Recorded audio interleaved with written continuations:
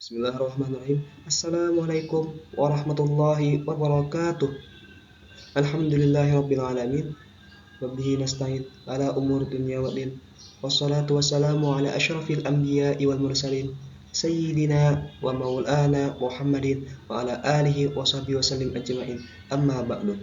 Pertama-tama, marilah kita panjatkan puji syukur kita kehadirat Allah SWT, yang dimana atas limpahan rahmat, taufik, dan hidayahnya sehingga kita pada hari ini dapat melaksanakan tugas pembuatan video presentasi.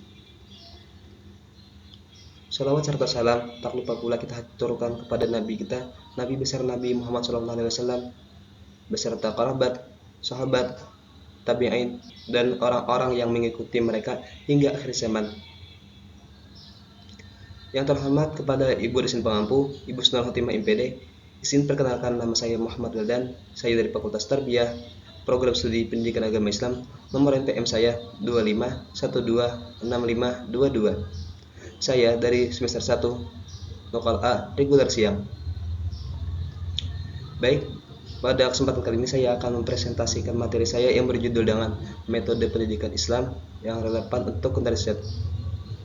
Dalam materi ini terdiri dari 3 pembahasan. Yang pertama, pendahuluan yang berisi latar belakang.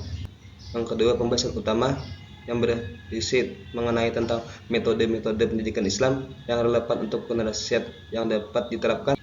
Dan pembahasan yang ketiga, penutup, yang terdiri dari kesimpulan dan implementasi dalam kehidupan.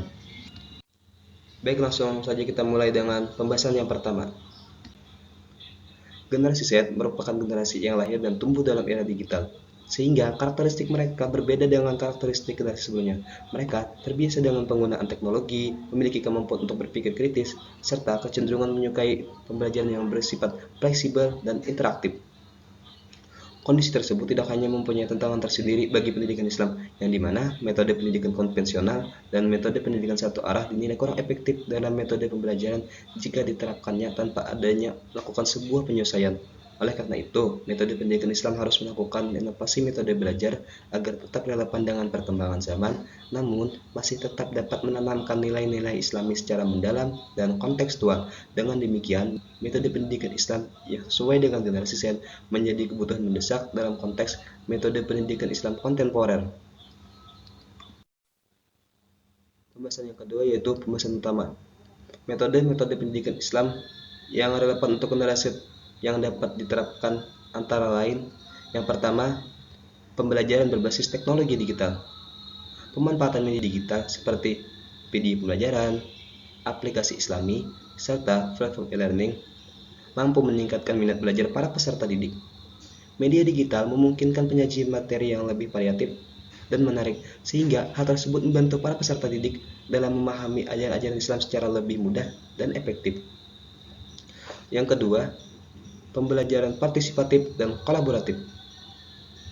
Melalui metode seperti diskusi kelompok, problem-based learning, dan project-based learning, mendorong para peserta didik untuk terlibat secara aktif dalam proses pembelajaran. Melalui metode tersebut, para peserta didik tidak hanya menerima materi secara pasif, namun mereka juga dilatih untuk berpikir kritis, berdiskusi, dan memecahkan masalah-masalah berdasarkan nilai-nilai ajaran Islam. Yang ketiga, pendekatan kontekstual dan aktual. Materi pendidikan Islam perlu dikaitkan dengan realitas kehidupan sehari-hari generasi seperti etika dalam bermedia sosial, sikap toleransi, dan tanggung jawab sosial.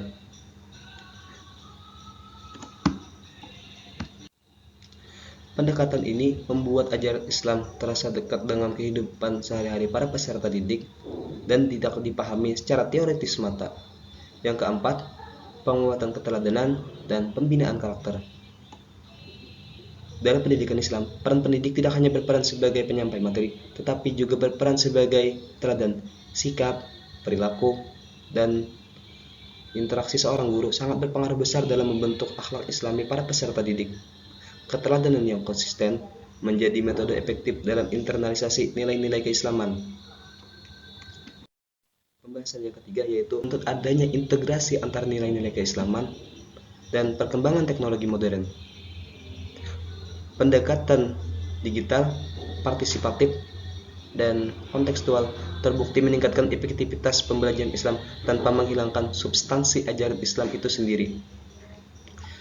Implementasi dalam kehidupan. Secara praktis, metode ini dapat diterapkan melalui penggunaan media digital Islami, pembelajaran berbasis proyek, serta penguatan peran pendidik sebagai fasilitator dan teladan. Dengan metode yang efektif ini, pendidikan Islam diharapkan mampu menanamkan dan membentuk karakteristik generasi yang berakhlak mulia, beriman, serta siap untuk menghadapi tantangan perkembangan zaman. Dengan demikian, berakhir sudah penyampaian materi dari saya. Semoga apa yang saya sampaikan dapat bermanfaat bagi kalian dan bagi diri saya sendiri khususnya. Sekian dari saya. Salah hilaf mohon maaf. Wabillahi taufiq wal hidayah. Waridha wal inayah. Assalamualaikum warahmatullahi wabarakatuh.